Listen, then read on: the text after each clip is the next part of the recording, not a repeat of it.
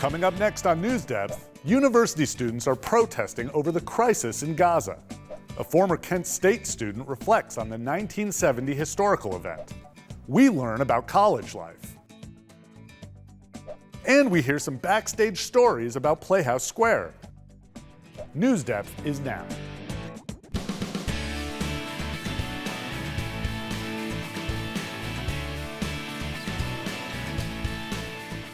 Tensions are mounting between students and university officials as pro-Palestinian protests intensify on college campuses. Hello, everybody. I'm Yigal Kaufman, in for Gabriel Kramer. Thanks for joining us.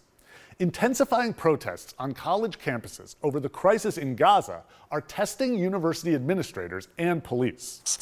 A protest is a public expression of objection or disapproval towards an idea or action. And in this case, the students are protesting the United States' response to the Israel-Hamas war. Protesters say they have the right to assemble peacefully, but demands to stop them are coming from as high up as the Speaker of the House. Shimon Prokupets is at Columbia University. Tense pro-Palestinian demonstrations erupt on college campuses across the U.S.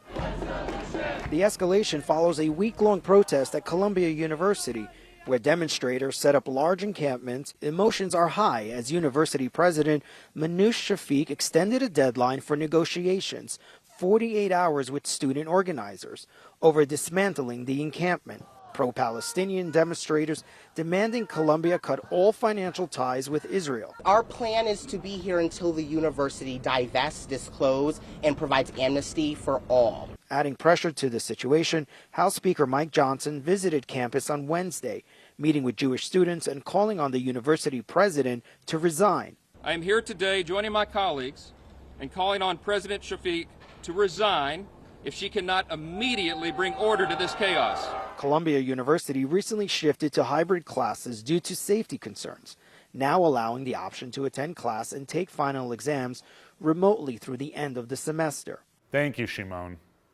On May 4th, 1970, students at Kent State University held a protest against the Vietnam War. But the Ohio National Guard, who was there to help the police keep the peace, opened fire on unarmed college students, killing 4 and injuring 9 others. The incident sparked national outrage and led to significant escalation of anti-war protests across the United States. We now meet Toledo attorney Lafayette Tolliver. He was a student and photojournalist at Kent State during that time. Tolliver reflects on the impact the student protests of May 4th had on a local, national, and personal level. Dan Paletta has this week's sketchbook. Toledo, Ohio attorney Lafayette Tolliver was a student at Kent State University. At the time, he was a photojournalism major, writer for the Daily Kent Stater, and one of the few African-American students on campus. With Kent State enrollment at about 20,000, African-American students felt their needs weren't being met. In 1968, Tolliver and others started the campus organization Black United Students, also known as BUS.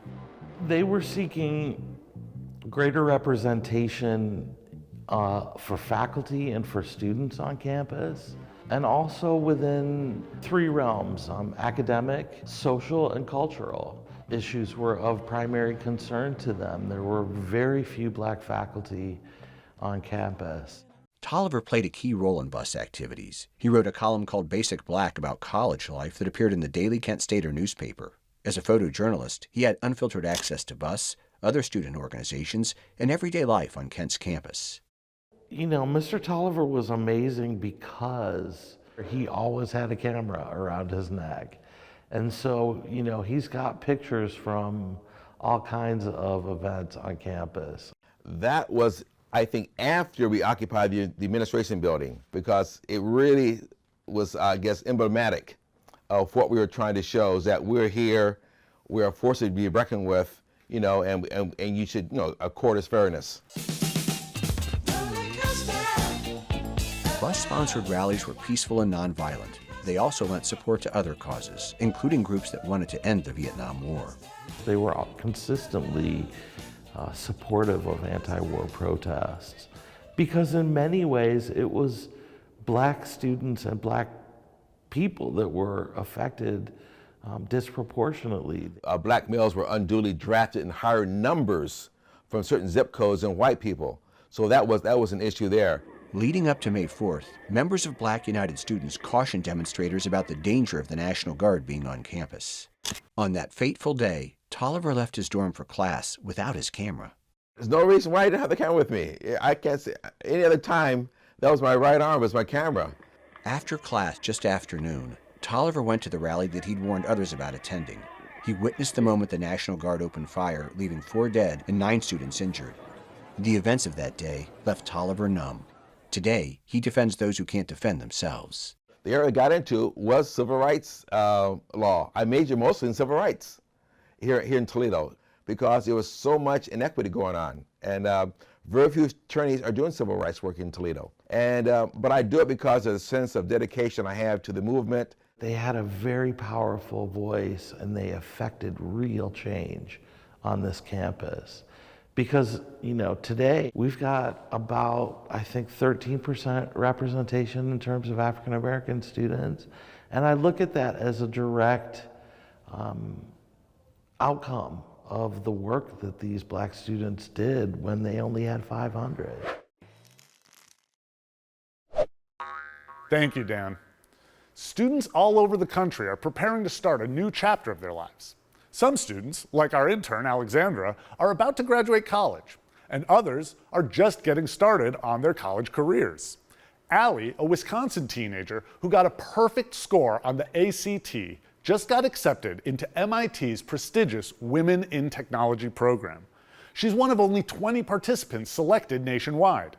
Reporter Allison Fergo caught up with the gifted and talented teen. You'll struggle to find a high schooler busier than Allie Matthews. I do forensics, I'm in vocal jazz, I'm in book club, I'm also in student leadership, and I also do mock trial. Sports-wise, I do swim team, and I'm involved in soccer, varsity, and cross-country varsity. And you'll struggle to find a harder worker. She just has ability and grit and determination and a work ethic. That work ethic is paying off. Earlier this spring, Allie learned she'll be in Boston this summer, taking part in MIT's Women in Technology program. I was actually at lunch when I got the email and I was reading it and all my friends were sitting around me. I almost started crying my eyes out when I was sitting there and I was like freaking out inside. The program is for students who are underserved in engineering, including those who have limited access to certain STEM classes. I was planning on doing an engineering class this year, but it was canceled because UW-Platteville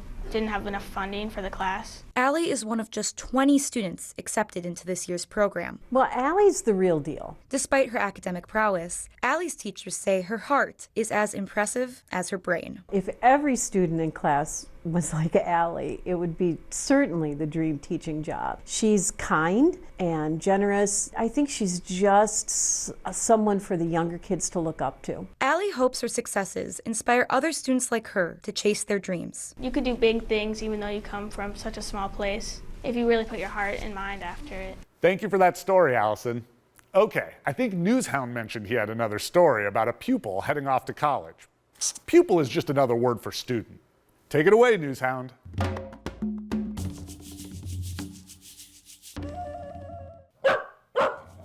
Hey there, Newshound. Go fetch us a new story. Good catch, Newshound. So what did you find today? Okay, it's a story about a dog heading off to college? Meet Wasabi, a fun-loving 15-month-old pup who is on track to becoming a working dog. He leaves me on April 7th to go back to Yorktown Heights, New York. They'll do a little test to see where he's at, and then he officially starts college. And during that time, he'll learn to be a guide dog. To check out this pup's full video, click the Petting Zoo thumbnail at the bottom of this episode page. Thank you, Newshound. A University of Maine student is known for being the top ranked in multiple Rubik's Cubes competitions. Aiden Bryant's journey with Rubik's Cubes began unexpectedly as a preteen when he picked up his sibling's cube. Little did he know this would lead him to become a Rubik's Cube speed-solving aficionado. Brittany McHatton chats with Aiden about this twisty puzzle. All right, I'm gonna go now. Aiden Bryant just happened to pick up his sibling's Rubik's Cube one day as a preteen. He had no idea what it would eventually lead to. In early 2017, I got back into it and started getting faster. And then later that year is when I went to my first competition. Bryant says there are countless iterations of twisty puzzles inspired by the traditional 3x3x3 Rubik's Cube. My favorite? Well, at the moment, it's probably the clock. This one's actually pretty easy to learn how to solve. I've been getting back into it. There have been some new methods that have come out, so I've been learning those. My favorite event is Fewest Moves, where you get an hour to try and find the shortest solution to a scramble. Bryant ranks first in Maine in the Fewest Moves competition. Another one of his 11 total top state rankings include a single solve for the 2x2x2 cube. So that one's pretty quick. Which he completed in less than a second. He's even held a world record in his career, an 11.43 second solve of the face-turning octahedron, an 8-sided puzzle. I got really interested in that over COVID-19. There weren't any competitions because of the pandemic, so it allowed me to take some time to practice an event that wouldn't really be in competitions. And I ended up getting the fastest time for that, and I held it for a couple years, and then I got beaten earlier this year. Now a sophomore at UMaine studying computer engineering, he doesn't have as much time to practice as he used to. But if he needs a break, he'll pick up one of his 200 or so puzzles and start twisting. I think anybody can learn how to do it, and it's a lot of fun, so if you have some time and some patience, then I recommend looking up some YouTube videos and learning how to solve it. And then, of course, competitions, if you get interested enough to go faster. It's a lot of fun. Well said, Aiden. Before we head into more news, I think this would be a great time to talk about this week's A+ award winners. I remember back when I was in elementary school, some of the hardest days were the ones where I had disagreements with my friends and classmates. They were hard because I was always upset that we weren't getting along, and I didn't really know what to do. I really wish I had classmates that could help me figure out how to solve the disagreements. Well, the students at Louisa May Alcott in Cleveland have a group of classmates that are trained to help settle disputes between friends, and they're this week's A+ award winners. The WAVE team, which stands for Winning Against Violent Environments, is a group of 20, 3rd, 4th, and 5th grade students who were nominated by their teachers. Isaiah, who is in 4th grade, told us that the teachers considered things like behavior and responsibility. And Alana, a 5th grader, added that being a classroom leader who is calm also matters. The group meets a few times a month to discuss moderation strategies to help their classmates settle their disagreements. Malaya, who is in 4th grade, told us that one of the keys to success is making sure their classmates don't escalate their arguments. They try to make sure that anytime they have a mediation, all of the participants understand that the conversations have to be respectful, and you have to listen to the other person's point of view. Janila, a 4th grader, told us that one of the goals is to help everyone understand each other and to be welcoming. DeCarter told us that they do more than just settle arguments. The WAVE team also performs skits that teach their classmates how to deal with disagreements or difficult situations. Madison told us that the skits are really helpful because they give her a chance to reflect on her own experiences. Carlos and Colin, who are both in 3rd grade, told us that they're really proud of their work and that they've learned to help others and be empathetic from WAVE. Being empathetic means that you can understand the feelings of other people. Mrs. Graves, the team's teacher, told us that she's always impressed by how mature and responsible the WAVE team is. She told us that she's really proud of their leadership. This week's A+ award goes to the WAVE team at Louisa May Alcott Elementary School for helping their classmates settle their disagreements. We'd also like to send a special thanks to the WAVE team for giving us feedback on News Depth and helping us make a better show for all of you. Okay, let's head back to the news. A Ukrainian student who escaped with some members of his family and is now living in Philadelphia is also a gifted musician and just got accepted into his dream school. David Kozyrkov, a high school senior at String Theory Schools in Philadelphia, will attend the prestigious Berklee College of Music in Boston this fall. Josh Sanders has more on this student's story of hope.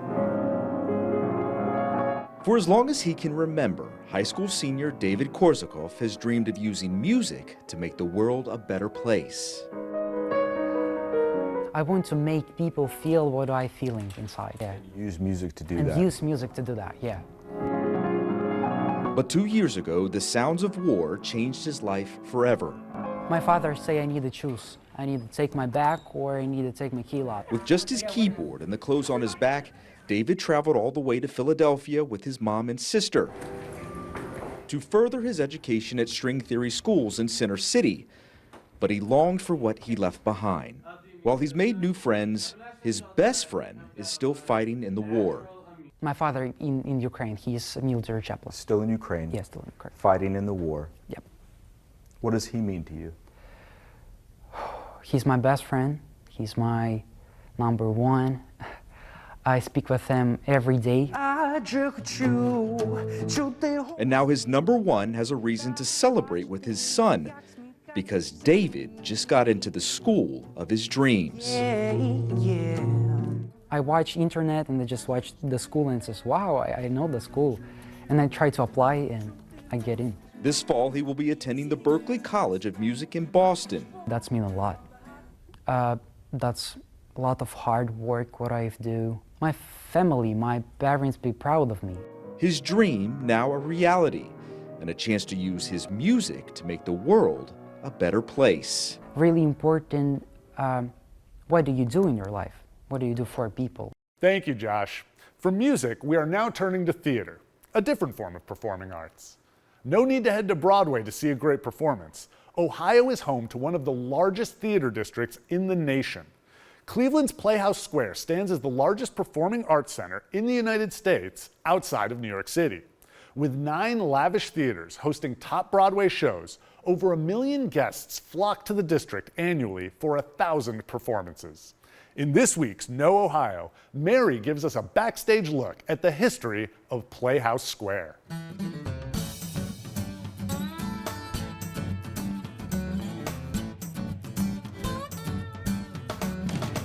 You might think you need to flock to the bright lights of Broadway for some world-class entertainment. But did you know the largest performing arts center in the country outside of New York is located right here in Ohio? And I actually happen to be standing in it. Right outside is Cleveland's Playhouse Square, a theater district that consists of 9 lavish theaters that host the top shows straight off the stages of Broadway. Over 1 million guests laugh, cry, and cheer at over 1,000 performances every year. And this is exactly what Cleveland real estate developer Joseph Larange envisioned when he came up with the idea for Playhouse Square way back at the turn of the century. Larange partnered with New York City business magnate Marcus Lowe, and construction of the swanky theaters began in the 1920s. The beautiful theaters themselves were designed to captivate audiences and were created by famous architects like Thomas W. Lamb. For over 40 years, Joseph Larange's vision was a success. Ohioans flocked to these theaters to see classic theater, vaudeville acts, and eventually movies. But then came the rise of television and population loss in the city of Cleveland, and suddenly theater attendance was dwindling. By 1969, almost all of these theaters had permanently closed their doors. Although outcry began almost immediately, it took over 20 years and some serious determination on the part of supporters to renovate and reopen these shuttered theaters. But today, Playhouse Square is bigger and better than ever. The district has added new theaters, eateries, and hotels. But probably the most memorable addition is the outdoor chandelier, which hovers over the heart of Playhouse Square on Euclid Avenue. While many of the old theater palaces of the past have been demolished in other cities, Cleveland's determination to preserve these treasures paid off. I doubt even Joseph Larange expected his vision would endure nearly 100 years later. Thank you, Mary. And that brings us to our Right to Us of the week. What would you like to ask a playwright about their job? A playwright is someone who writes plays. And next episode, we'll have a professional answer some of your questions for the last career call-out of the season. Last week, we learned about Ohio's most famous author, Toni Morrison, and we wanted you to send in an original short story. Let's read what you wrote by opening up our inbox. Mika from Strongsville Middle School in Strongsville starts us off with this story. Dear News Depth, my name is Mika, and I go to Strongsville Middle School. A story I made was, there was a girl, and she had no pets. And so she wanted a pet, so her parents let her get a dog. And she loved her dog so much, they grew up together, and they did everything together, and they lived happily ever after. That's my story. Coulter from Silver Lake School in Silver Lake, Ohio, went all the way back to the 1700s. It's 1764, and there's this guy named Alex who lives in what is now Ohio. He was poor, so he had to work for his food, water, and home. He needed help one day. He had to make food for the king. He was done, and his food was so good, the king made him rich, and he lived happily ever after. Audrey from Lowell Elementary in Lowell wrote a story about News Dino, the first news depth reporter.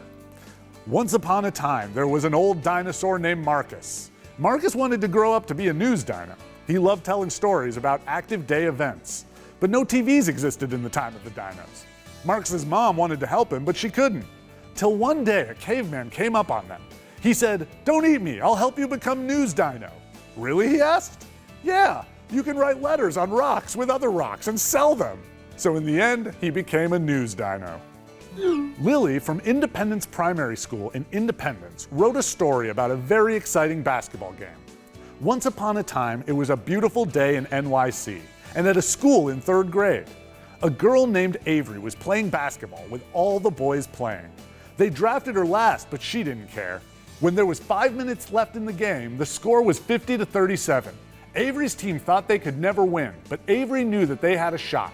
For the rest of the game, all they made was 3-pointers, and they didn't let the other team score at all. At the end of the game, it was 61-50, Avery's team. The team cheered just as the recess bell rang. The moral of the story is, you can always make a comeback. And Wiley from Edgewood Middle School in Worcester submitted a story on behalf of the entire history class. James A. Garfield took a really long nap. When he woke up, he saw people from the Union and Confederate armies fighting each other. James was confused and started running for cover. He reached Shiloh, and James helped drive back the Confederate troops. After he helped lead the Union Army to victory, he was promoted to general. He was quickly invited to attend a promotion ceremony at the White House by President Lincoln. Thank you all for writing. You're such talented authors. Our poll this week is related to performing arts, and we wanted to know, do you like performing in front of an audience? Jump over to our poll page to vote. You can choose between, yes, I love being in front of a crowd, showing my talents. I like performing only to close friends or family, or no, I do not enjoy the spotlight. And last week, we asked you how long you thought a school or work week should be. Let's check out the results of the poll. Wow, 52% of you said that you'd like it if the school week was just 3 days long. 30% of you agreed that 4 days is a good balance. Another 13% voted to keep the school weeks at 5 days. And about 5% of you said you wanted to be ambitious and could work a 6-day school week. Well, these next students might just agree with you. They love going to school because they are learning in a very funny way. An educational program in Tempe, Arizona is helping kids learn and build confidence, one joke at a time. In addition to all the laughs, it also helps prevent bullying. Javier Soto introduces us to Cool Kids Comedy Club. For Cool Kids Comedy Club in Tempe, laughter is also a great teaching method. I love laughing, and I wanted to give that to kids. Kayla Howard is a comedian and former teacher. She's combining both of her passions to help kids learn and build them up. I thought about a way to impact the community in a positive way through comedy, and I resorted back to my teaching experience and how much fun I had, like being in the classroom with kids. And I thought that Cool Kids Comedy Club would be like the perfect combination of, education, but also fun. And there's plenty of fun at their classes, led by local comedians. All right, what about his friend bit the mailman? What part of the joke is that? On the count of 3. 1, 2, 3. Twins! So really it's about learning in disguise. So we're teaching students essential life and literacy skills, but it's through comedy that we accomplish that. So what does that look like? So that looks like students working in small groups, so they're learning cooperative learning skills. That looks like students getting up in front of the classroom, that's enhancing their speaking skills. That looks like students being respectful and good audience members, that's listening skills. And then just again building up their confidence to really get up in front of the class and express themselves. That confidence is already building in students Josiah and Cariana. What do the rest of the students say when you start telling jokes? They laugh. They laugh. How does that make you feel? Happy. Who was the funniest person in the room? You? What made you funny? I just acted funny. But they are far from the only ones. I've seen a lot of kids become more confident. Like in our January session, it was awesome because there was a kid in there who's like, nah, I don't get up in front of the class. I don't want to talk. But by the end of the class, he was reading his page and a half of jokes. You know, and those are the stories that really like keep me going, when knowing that kids are building up their confidence simply by being in Cool Kids Comedy Club. Of course, I had to put their skills to the test. Why did my dog be called Spicy Pumpkin? How come? Because she's a hot girl. You gonna remember us when you are rich and famous?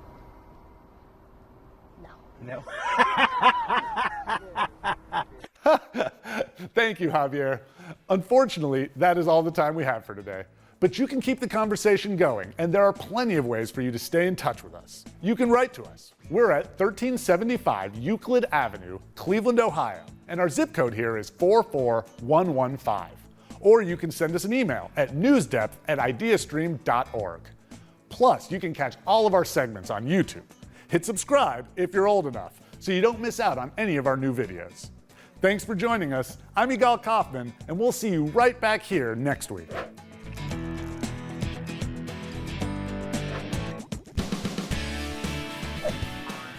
New Steps is made possible by a grant from the Martha Holden Jennings Foundation.